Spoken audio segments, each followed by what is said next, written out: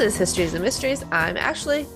And I'm Jessica. And on this week's episode, Ashley is going to finish off her Murdaugh story. And I am going to be talking about a mishmash of things, but it basically has to do with the oppression of women. And it's going to tie into my story next week. So stay tuned. About the oppression of women. Yeah.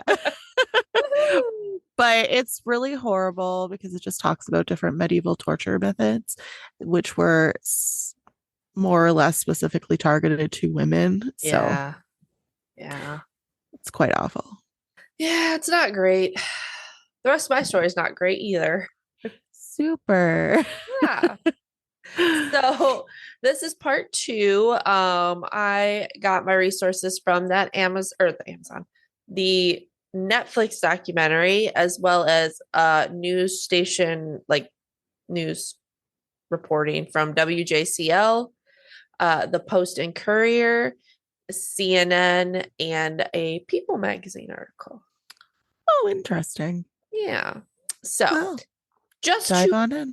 Thanks, I will.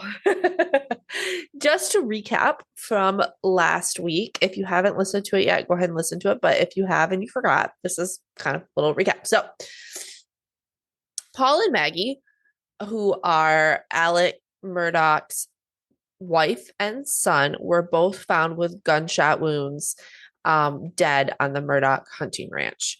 Alec found him after he had come home from checking on his parents.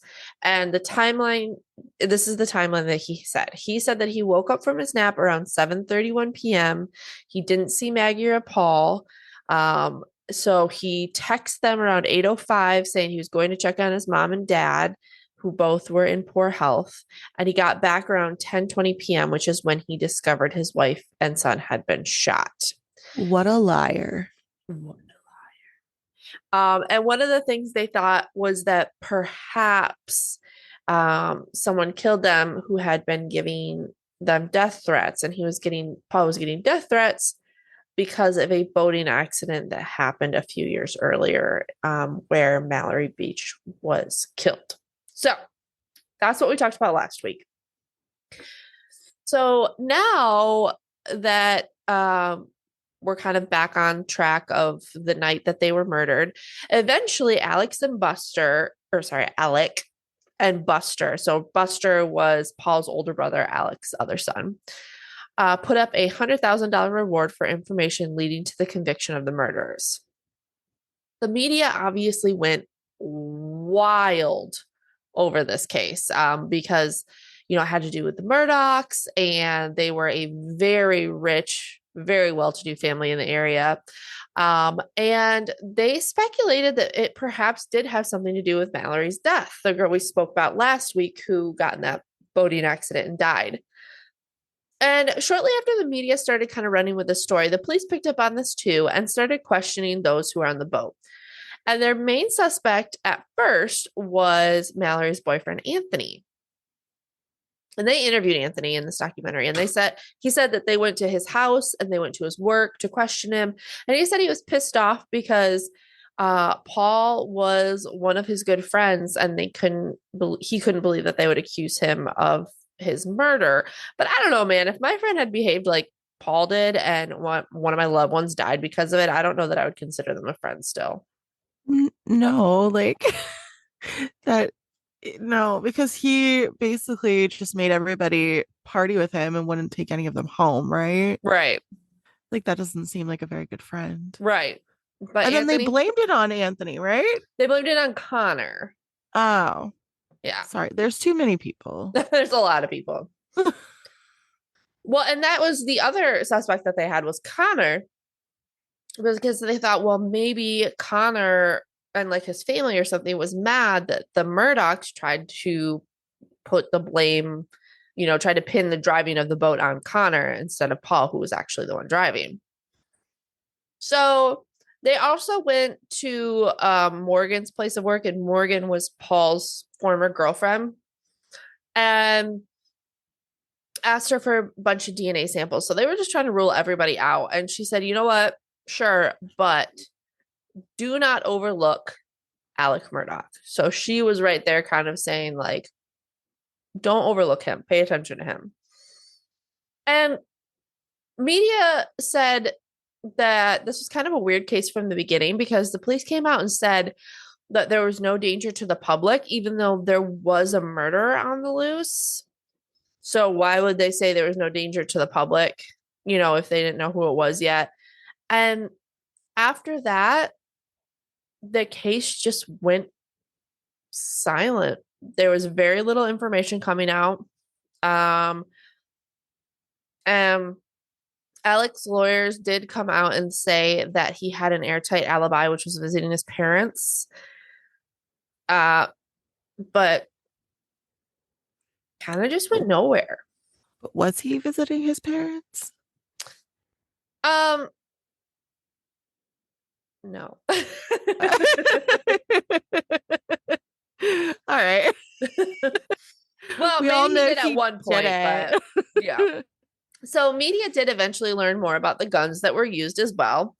Paul was apparently shot by a shotgun, and shotguns apparently, which I don't know anything about guns as we've talked about on here, but apparently they don't leave a ballistics trail because they don't have like shell casings or whatever. Yeah. But there are multiple shotguns on the Murdaugh property because they're at a hunting lodge. Now, Maggie was shot with a different gun. She was shot with an AR-15 with a blackout 300 bullet, which is apparently like a very specific type of bullet. Oh. I don't know anything more than that. Other than the fact that he is a friggin' moron, why would you choose a gun that is so easily traceable? And yeah, because the Murdaughs owned this gun that took this. Yeah. But oddly, none of them had been turned over to the police. Even to like rule out that it wasn't these guns. And the police didn't like come get them or anything. That's suspicious. Yes. And as we talked about last week, this wouldn't be the first or second or third time that the Murdaughs may have covered up a murder. Nope. So at this point, Alec is probably thinking it's pretty easy to get away with murder because not only did Mallory die, which that wasn't murder, it was an accidental death, but they did try and pin it on Connor and kind of who knows what would have happened because Paul never got his day in court, but they tried to cover up that murder. And in 2018, Maggie called 911 saying that their housekeeper, Gloria Ann Statterfield, had fallen from their stairs and was bleeding from her head. So there was a 911 call you can listen to, and I listened to it and I didn't get much from it. I think Maggie does sound very worried, but she does kind of get exasperated at all the questions the 911 operator is asking her. And the 911 operator is like, hey, they're on their way to you. Me asking you these questions doesn't slow them down at all. And at one point, Maggie hands the phone over to a male voice. It kind of sounded younger. I'm thinking maybe one of her sons. And he got mad that she was asking so many questions too. It's their job. Yeah, they were just like getting annoyed. And it was said that she had tripped over the family dogs. And that's what caused her to fall down these stairs. And these were outdoor stairs. So they were the stairs like leading up to their house and they were brick. Ow. So oddly enough, and I talk about this a bit later, but I think I'm going to bring it up now. So if she was going up the stairs, right? I thought she was going down the stairs. No, she was going up the stairs. Oh. And I trip going upstairs. Right. And so she tripped over the dogs and she landed. So the way she landed, she would have had to have fallen like backwards instead of forward. Yeah, that's weird. Yeah, because her feet were on a higher stair than her head. Oh. Yeah. So, and she did go to the hospital and unfortunately she did die a few days later in the hospital. Oh my gosh. Yeah, she had broken ribs and a severe head injury, which What? it they were brick stairs. So if you were to fall backwards like that, I could see where that would cause a severe head injury. But there was just some questionable things around this. So one of the things was that a few months before this event took place, Gloria was cleaning around the house and she found little baggies of drugs under Alec's bed. At the time, Alec was known to have not known, but like a few people here and there knew he had a pretty severe addiction to painkillers. And he would like go back to his house to detox on the weekend, and Paul would stay with him to make sure like he was okay. And Gloria knew this, and the rumor was that Gloria was afraid to go to Maggie to tell her that she found these little baggies of drugs because she was afraid that either she would lose her job or Maggie would get mad and say she was snooping. So Gloria did end up going to Paul to tell him that she had found these drugs. And this Oh, happened shortly before she passed. oh, that's not suspicious at all. Yeah. So the rumor was that either Maggie or Paul had pushed her down the stairs because she knew too much.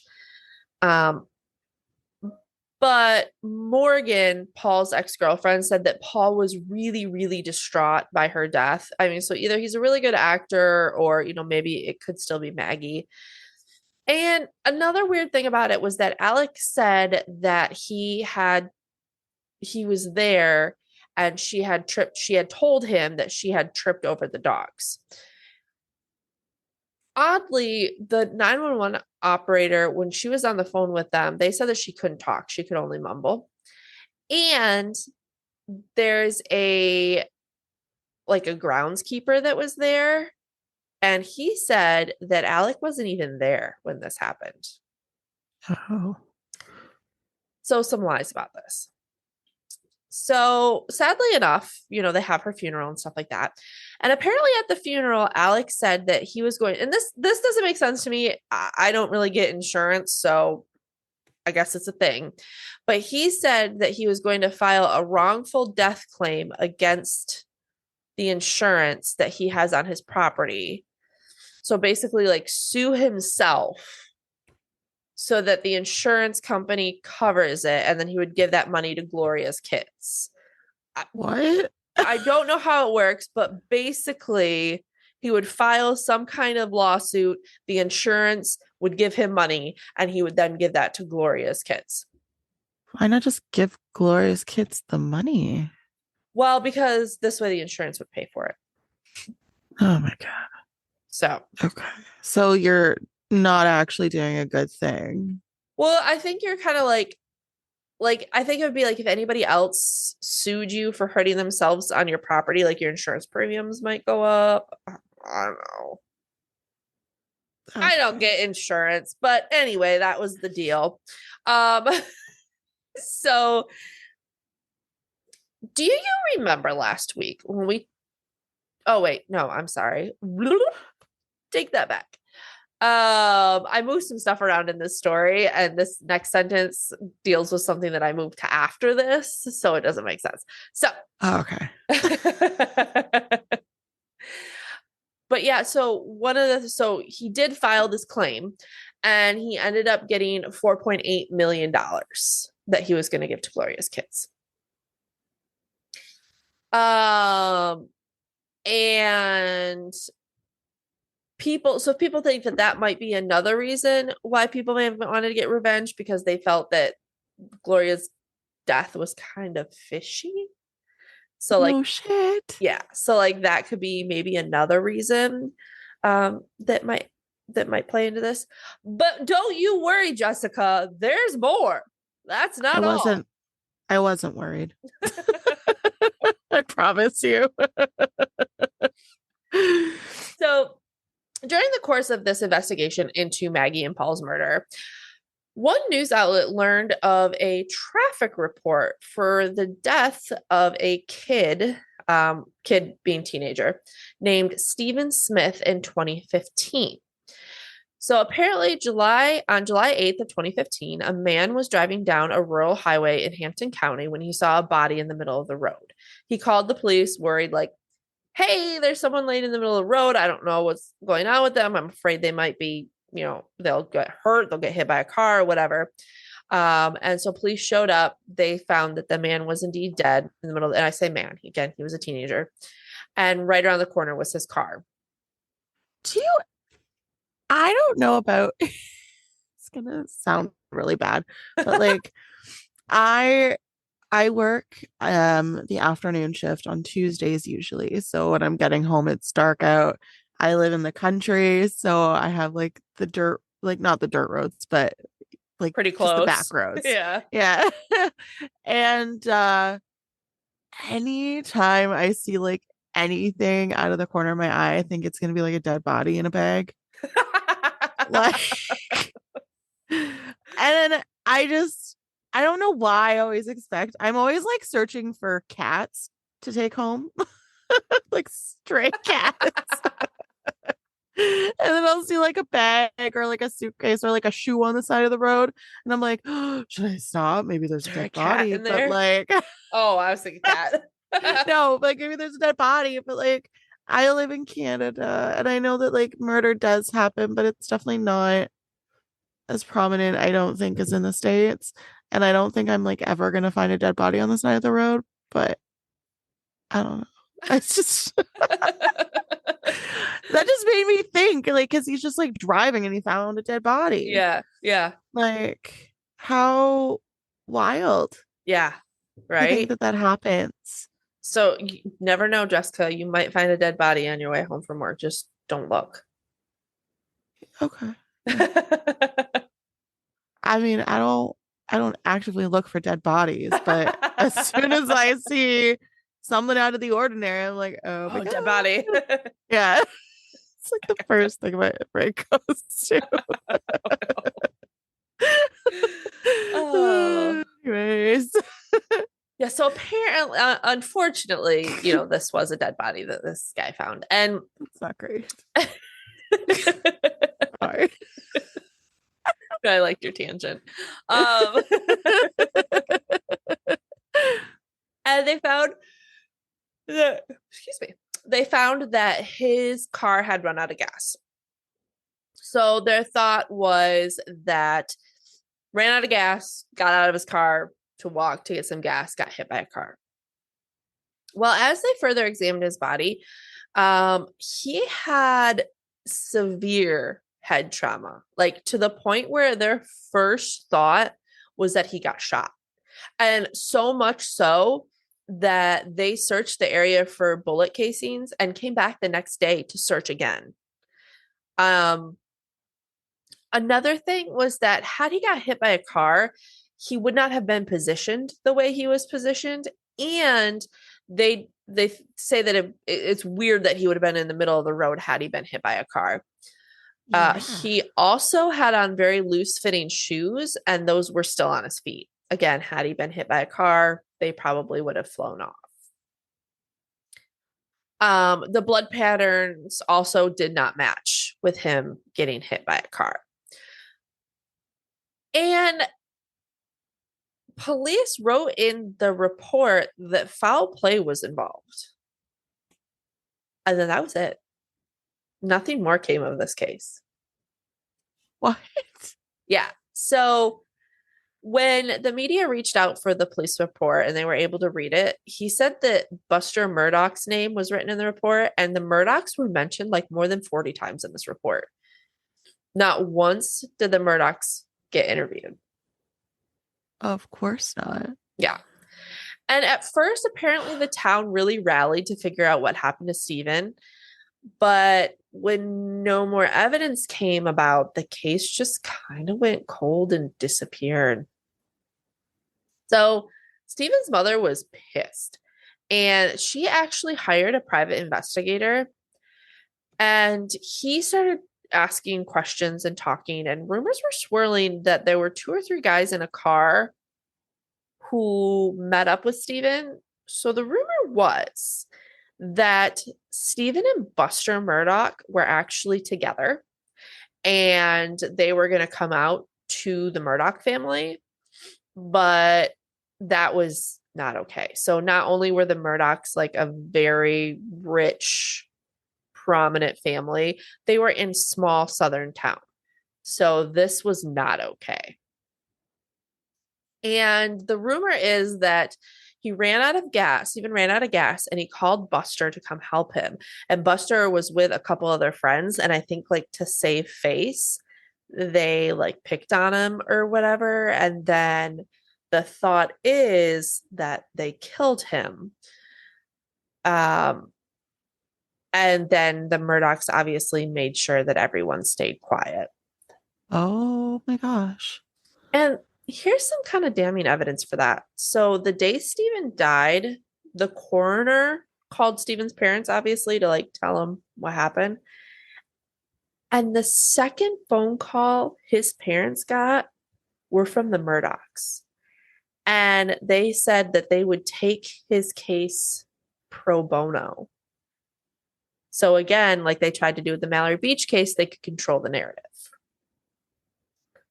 But again, this never comes to fruition because nothing ever happens. The case just kind of disappears.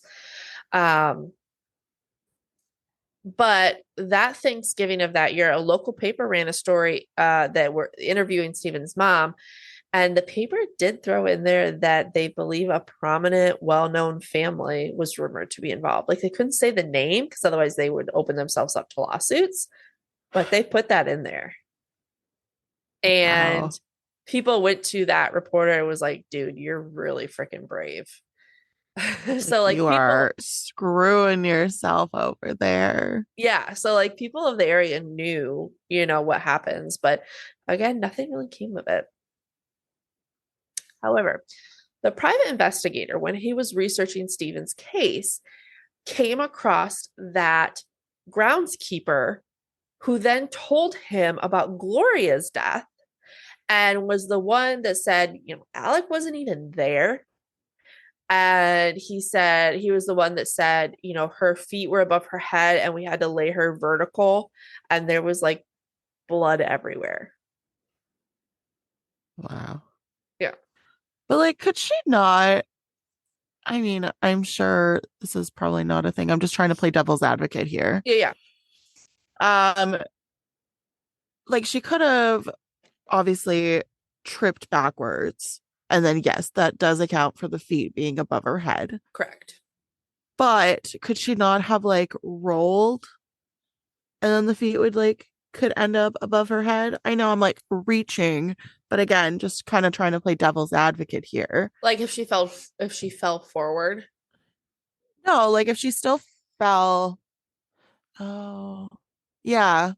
Yeah, because she could have fallen forward and then like kind of tumbled. I don't know. I don't know how steep those stairs are. I've been to houses and the stairs are really steep, and then some houses they're not as steep. I don't know. Yeah. I mean, these were like front porch stairs though, so I wouldn't think they'd be super steep. I'm just thinking of like a big mansion where they're like really high. I don't know. Yeah, I don't think because if you fall forward, you're not gonna like your head would have to tuck under and you'd have to Well, like no, because you could have been like poof, twist, and then like I don't know. like kind of falling backwards that way. Yeah, that'd be pretty hard, I think. Well, she tripped over a dog. It's not like she just fell, like she tripped. Yeah. Who Are knows? you I saying mean, like she fell? obviously, Are you saying like she fell forward and hit her head and then like stumbled backwards? yeah. Maybe. I don't know. Like, obviously, the family did it, but like, it was just bugging me Yeah, that whole yeah, time because I was trying to think about that. I'm like, well, it yeah, could have maybe happened, yeah, but I do obviously like think it's super suspicious. yeah, But yeah. Well, and again, there's my gonna be brain is just more. trying to like pick apart different pieces Yeah, absolutely. No, because and there'll it's be so weird. yeah, and there'll be something else that makes it seem a little bit more likely that it was the Murdochs. So, Okay. Okay. So this death of Paul and Maggie made investigators reopen the investigation of Stephen Smith because of the evidence that they found during this investigation. However, because this case is still new-ish, they haven't released what that evidence was, nor have they released like what's happening with that investigation really. Um, so as far as we know, the investigation is still ongoing, but they haven't really updated since then. So Stephen Smith his death is still being investigated. So that's where that case ends. But during the course of this investigation, they also found out that Alec was stealing money from clients at his law firm. Now, remember, his great granddad started this law firm, and now he is stealing money from his clients. He is misappropriating funds or embezzlement. And they found out, the other like lawyers at the law firm, and they forced him to resign. And this was resigning from his family's company. His great granddad started this company, and now he has to resign from it for stealing money. Wow. What a loser. Yeah. So all this pressure is putting a lot on him.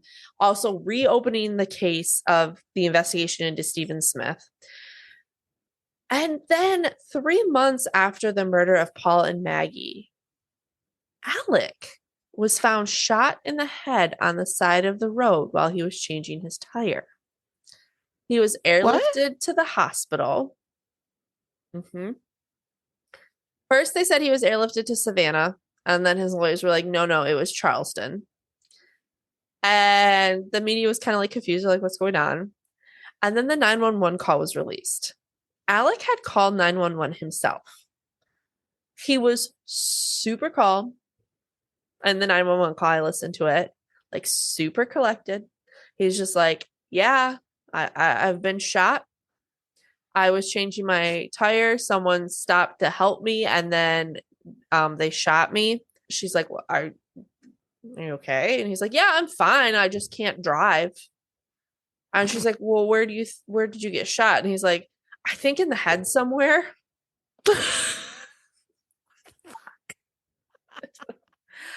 And this was like all before the events of this case transpired with No, the like with Maggie. this was 3 months after the murder of Paul and Maggie.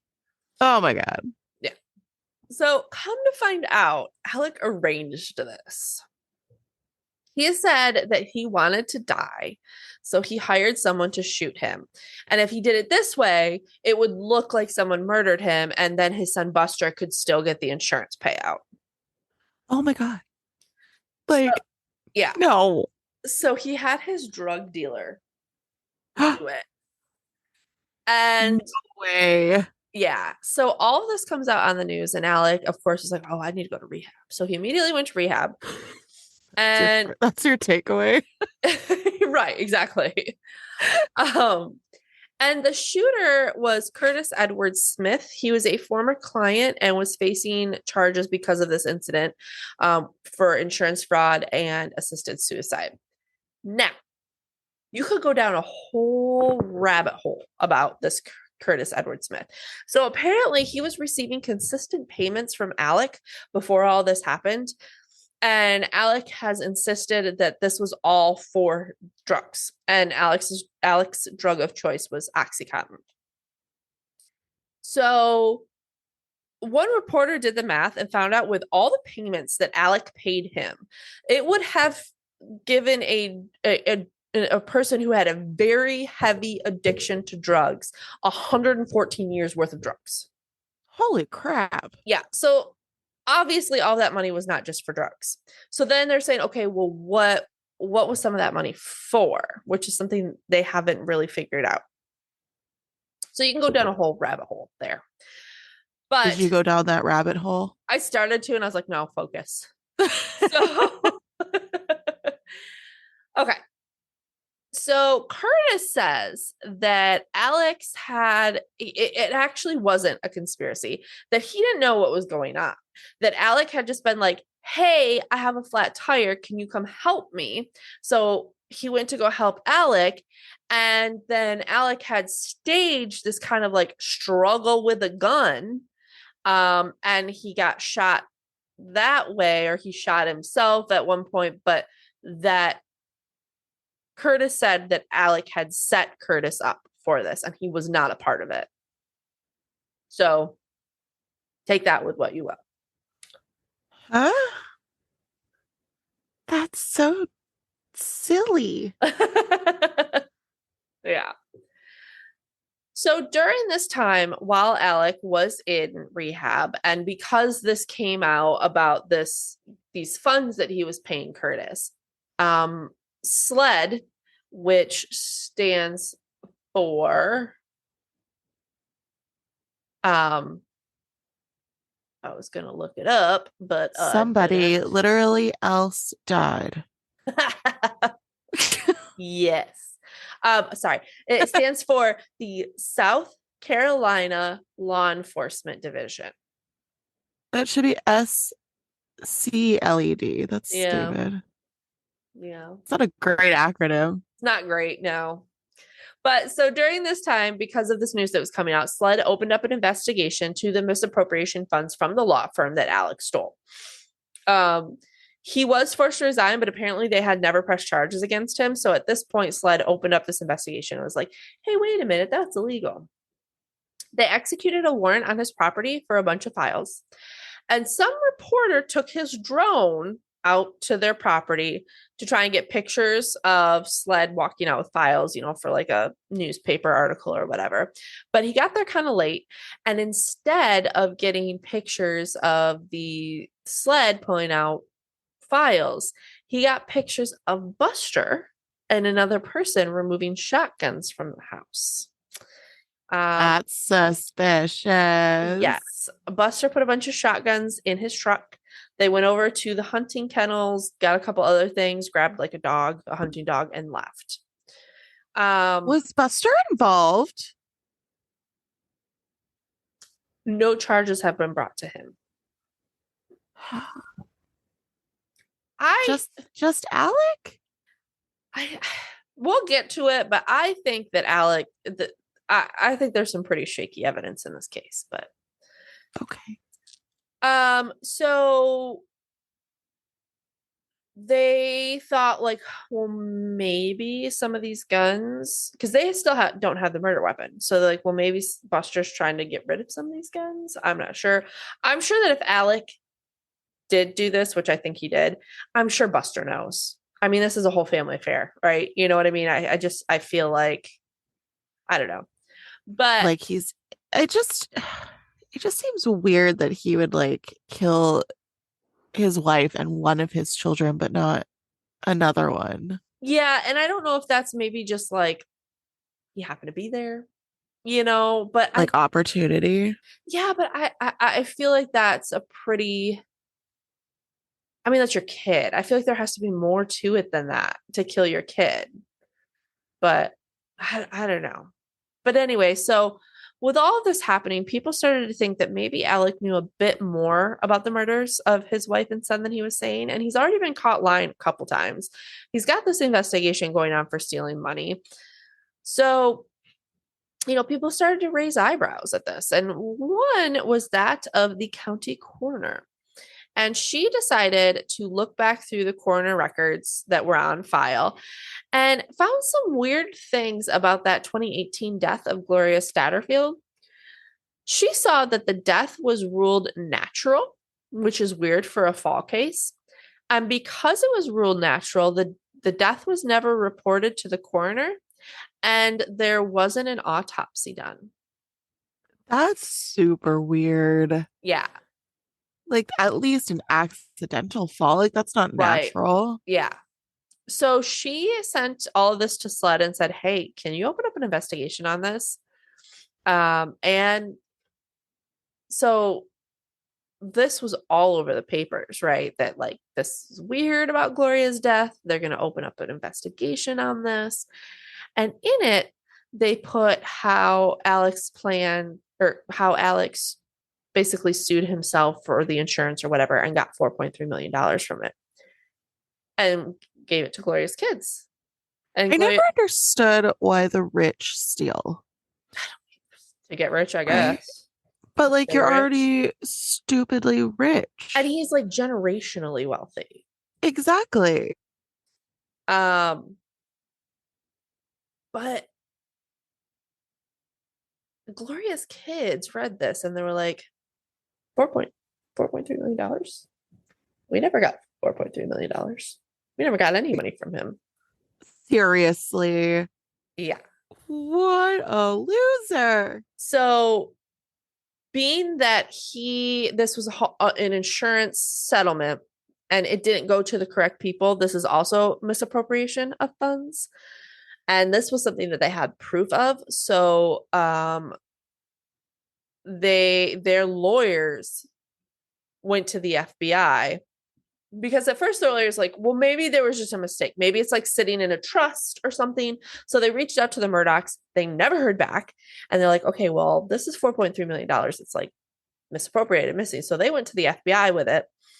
And so the FBI opened an investigation and come to find out, Alec had taken a commercial insurance policy out on his property 1 month before Gloria died.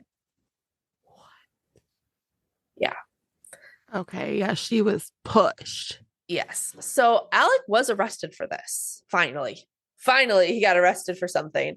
And it was for this misappropriation of funds in this insurance case that should have gone to Gloria's kids. And this happened in October of 2021. He went to court, but he's like, whatever, I'll get bonded out and I'll go home until trial.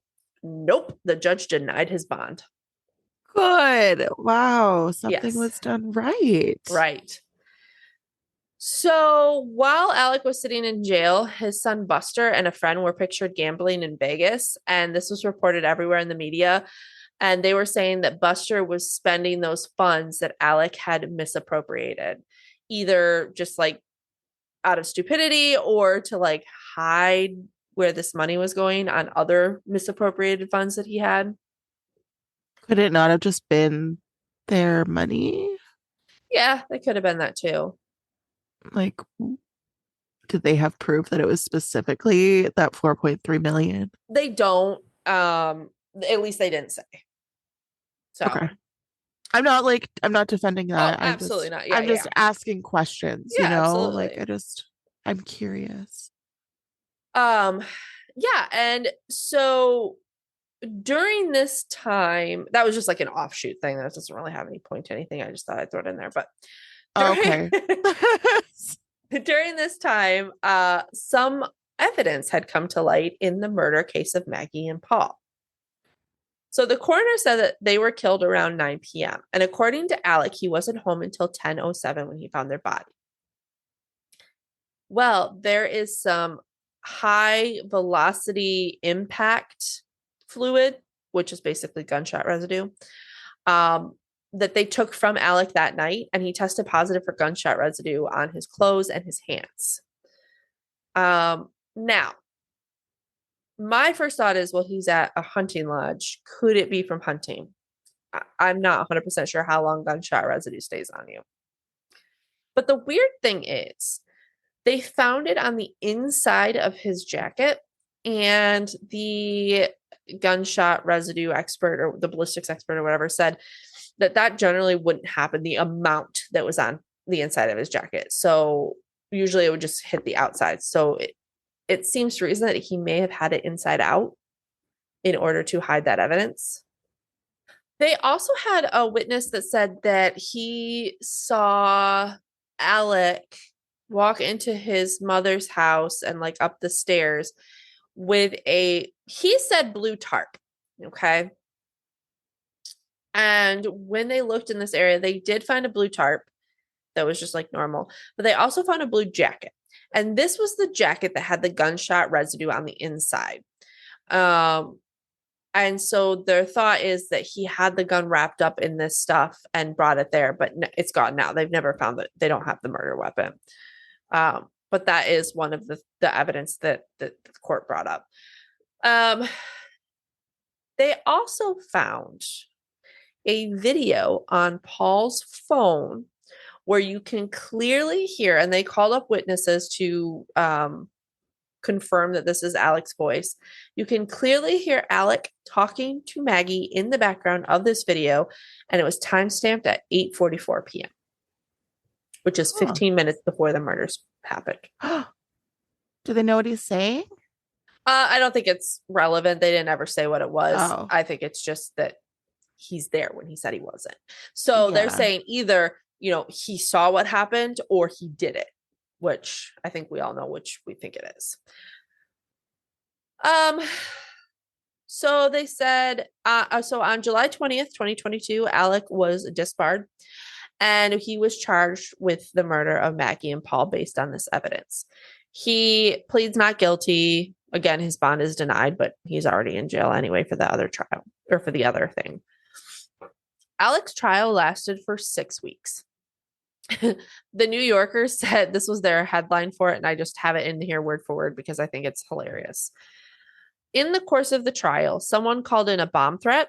A defense lawyer pointed a rifle at the prosecution while proffering theories about how the shootings had occurred. 2 jurors were knocked out by COVID-19 and 2 more owing to other medical problems. A 5th was removed on the last day for discussing the case outside of court. As she was sent on her way, she told the judge she'd left a dozen eggs in the jury room, providing a rare moment of comic relief. So it was just chaos. This trial was chaos. Absolutely unhinged. Oh my God. After we're done, I need to show you a video. Okay. I just love it. Okay. Anyways. So I looked it up, and this bomb threat didn't have anything to do with the case. It's just coincidence. It threw it in there. Yeah, it cleared it postponed the trial for 2.5 hours while they searched for this bomb that didn't exist. So, so they said, so what motive did defense or did prosecution put forth? They said that the motive was because Alec was going to be exposed for all of his stealing, and being forced to resign from the job that his great-grandfather created. And so because of this, he wanted to murder his wife and his son to become the victim and to get sympathy, to kind of draw attention away from these crimes that were going to be exposed. Which I don't know. I don't think that's a great motive. No, but I mean, nothing about this guy is kind of nothing that comes out of his mouth seems kind of intelligent. Yeah. Yeah. And I mean, I guess if you're raised with money and you're raised in this kind of family where they get away with everything, then maybe this did seem like a good, I'll just kill him and it'll, take pressure off the other thing, and I'll get away with it. Maybe. I don't know. I don't think it's a great motive. No, and I mean, he's obviously super entitled. Yeah. And people that are entitled just think differently. Yeah. Yeah. So prosecution called more than 60 witnesses to, quote, poke holes in Alec's alibi and point out inconsistencies in his story. But they really only had those 2 pieces of evidence, the gunshot residue and the video. Alec did take to the stand to defend himself, which doesn't really go well, but he usually go over well. But he went up there to talk about kind of why he lied so much during this investigation. And he said it was due to paranoia because of his addiction. So he said his addiction made him really paranoid. So when the cops asked him if he was there, he lied and said no because he was afraid they were going to pin it on him. But he was actually there. He had no explanation, though, of what happened. He didn't know. So as the trial ended, jury deliberation was, they deliberated for less than 3 hours. And they found him guilty, as we've seen in the news. And he was sentenced. Wow. Yeah, he was sentenced to 2 consecutive life sentences, 1 for each person. Nice. Yeah. Wow, that never happens. Yeah. So I mean, he's obviously going to appeal. But all of this just happened. So he'll appeal it, and I just don't know. I think he might have a chance at an appeal because I don't think they had a lot of great evidence for this. It's a lot of circumstantial, Well, and he's rich too. True. So, as far as we know with the Stephen Smith case, it's still being investigated. Gloria's case, they are going to exhume her body. They got the okay for it, and that was the last piece of evidence or last piece of update for that. So they will exhume her body and go from there. So both cases have been reopened and are being investigated. Whoa. And that is the Alec Murdaugh case. Wow. Yeah, isn't that crazy? That's a shit show. Mm-hmm. It really is. And it's crazy that I had never heard of this, being that I lived in the Low Country for like 4 years. Yeah. And I had never heard of the Murdaughs. I had never heard of these cases, nothing. That's wild. Yeah. Like, it is just wild that shit like that actually happens. Yeah. Yeah. Because Still it's today. like, well, yeah, it just sounds like something that would be a movie, you know? Yeah. Yeah. And I just, That's like I said, crazy. I'm afraid on his appeal what's going to happen because I don't think they had great evidence in this. But we'll see. Can you let us know about this great women's oppression you have? No, I don't want to.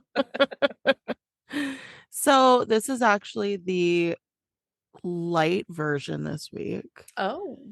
This is the medieval version. And then next week is going to be the more like modern version. It happened in the like early 1900s. Is that the one I sent you? Yeah. I saw a TikTok and I sent this to Jessica and I said, this is a you story. You have to cover it. And it's It really was awful. It was called The American Plan, and it really wasn't very American like. So, like, not an America I'd want to live in. So, this is the olden day one. Okay. Happened in the medieval times, mostly in like the UK and stuff. Mhm. But it also came over to the Americas as well, especially during the witch trials. Cool. So, are we ready? I guess. Anger.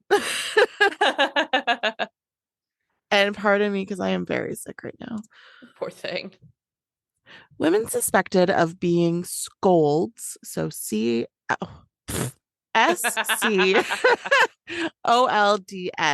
scolds, shrews, or having loose morals were sometimes put in masks known as scolds bridles that Ugh.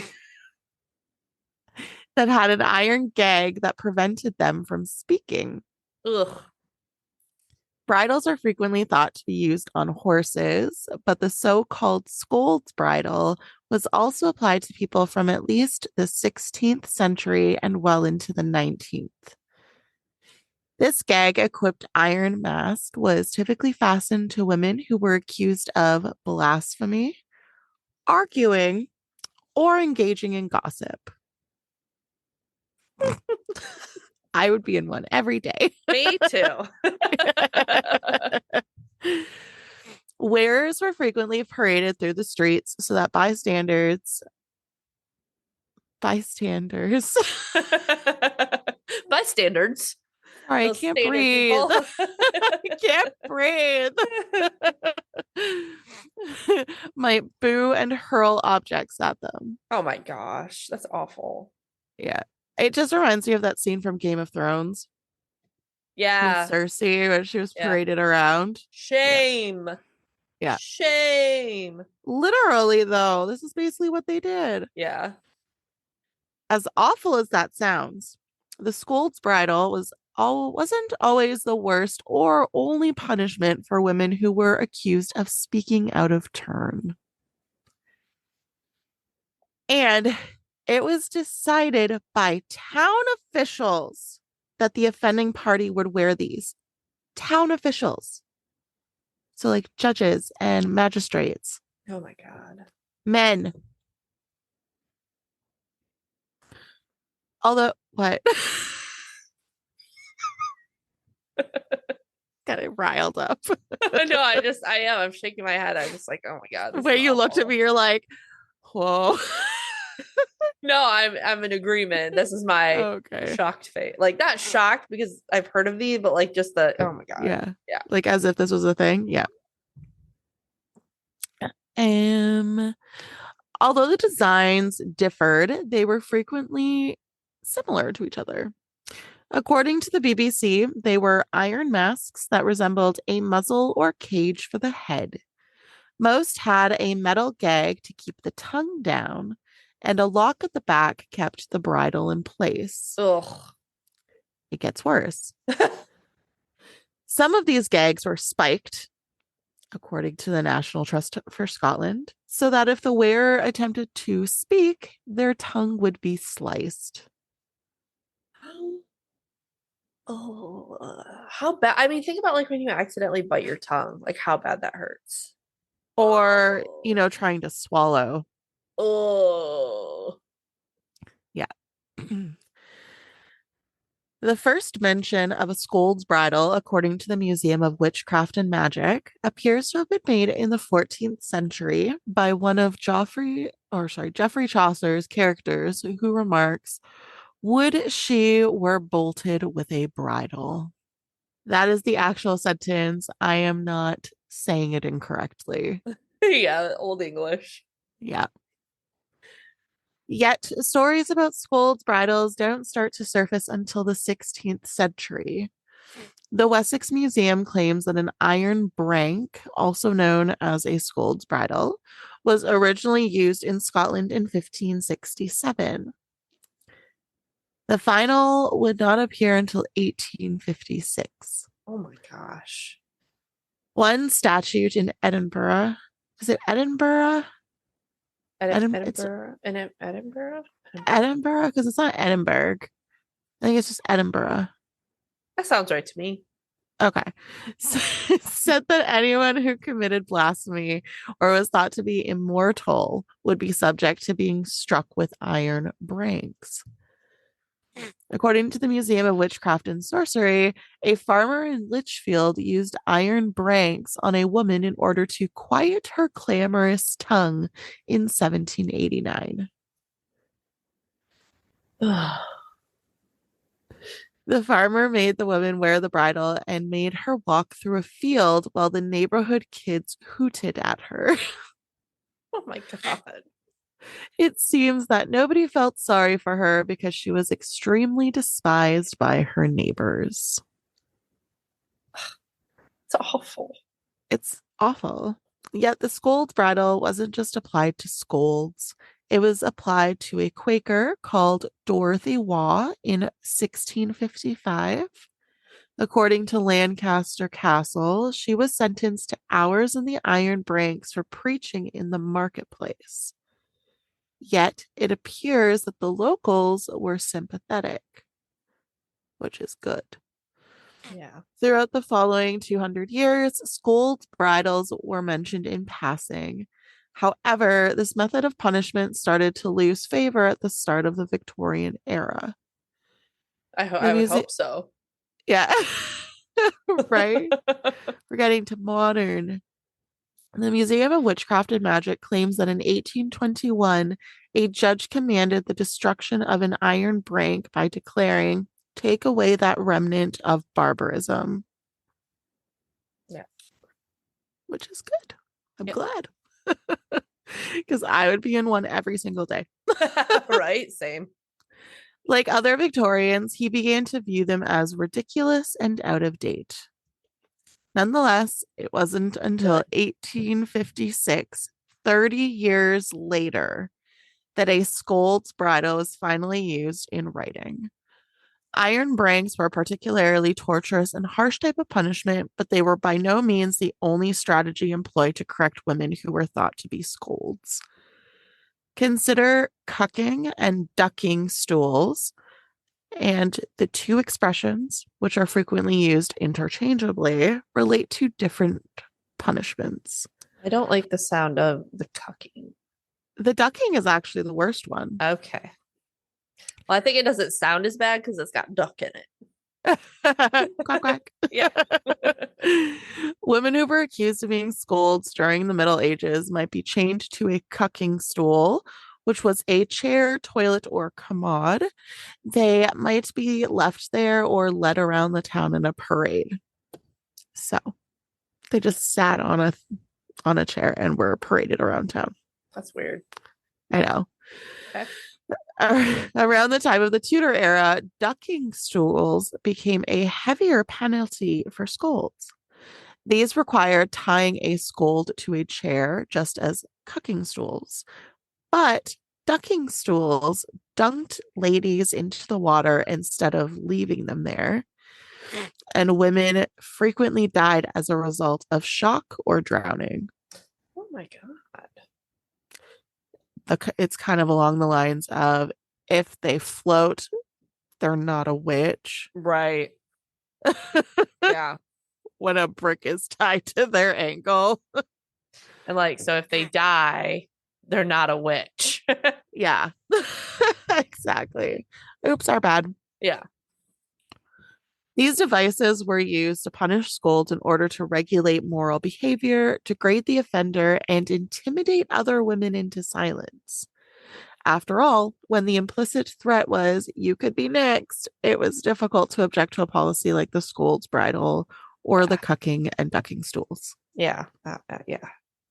Like, what funny words. Yeah. Yeah, but I can imagine where you wouldn't want to stand up to those because then you would just be the next one on there. So I can definitely see where that's kind of a catch-22 there. Yeah, like, why would you want to speak out of term when you have this kind of stuff being paraded around in front of you on a daily basis? Exactly. Exactly. Like, that would be horrible, especially when you find out that it could cut your tongue or Yeah. you could die. Yeah. Like, Yeah. Absolutely. thankfully, items like scold's bridles, cucking stools, and ducking stools are no longer used. Thankfully. But regrettably, the practice of policing or censoring women's voice has not changed. In the end, there seems to be a connection between cucking stools, ducking stools, and the methods used to test women to see if they were witches. Women who dared speak out publicly at a time when it was expected that they be subservient were the only ones that were attacked. Good things have changed though, right? Yeah. So now that we've kind of like learned about all that stuff, I'm going to move on to some more fucked up stuff. So some really bad medieval execution methods. Perfect.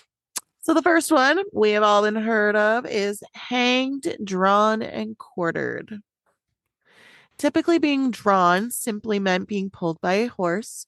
The phrase was sometimes used to refer to later drawing the victim's intestines out of their body, which had a far grislier connotation. The step of being hanged is obviously self explanatory, but in many instances, the death was not the result of the hanging itself. Instead, to ensure that the victim would still be alive for the actual agony, which was the quartering, the executioners would hang the prisoner until he was almost dead and then release him. Oh my gosh. Yeah. Castrating the prisoner and setting their genitalia and occasionally their intestines on fire was the first step in this process. Oh my God. The inmate was then severed from his head. The body would then be divided into at least 4 pieces and dropped into a simmering mixture of spices. This stopped birds from devouring the corpses, and it also made it possible to display the body parts in public places across the nation as a macabre warning. Man, they were brutal back then. It gets worse. Yay. Death by elephant. What? Yeah, this is horrible. Although, while they are still respected in the Buddhist and Hindu religions, less is known about elephants' precise role as medieval executioners. Death by elephant almost sounds too terrible to be genuine despite the fact that the death penalty was an unjustifiably brutal practice in the Middle Ages. Um, Standardized in the Middle Ages, this medieval technique of execution only seldom made it to the West before falling out of favor in the 19th century. Death by elephant was typically reserved for enemy soldiers or citizens who engaged in crimes like tax fraud and robbery. These executions, as one might think, relied on an elephant's raw strength to crush a victim, generally by pressing on their head or abdomen with a foot. Oh my gosh. Executioners occasionally, though, used more inventive methods.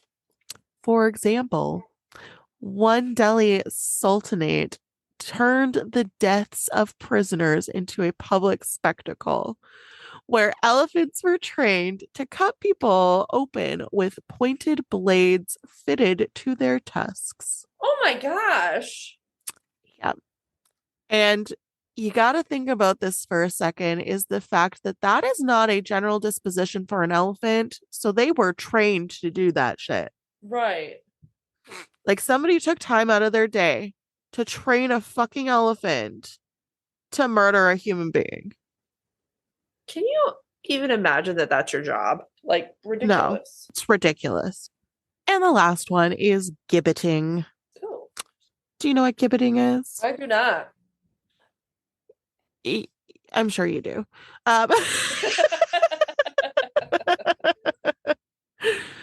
the act of gibbeting involved placing convicts in human shaped cages and hanging them up to be seen by the public as a warning to others. The wooden framework from which the cage was hung is referred to as the gibbet. People have occasionally previously been executed before being gibbeted.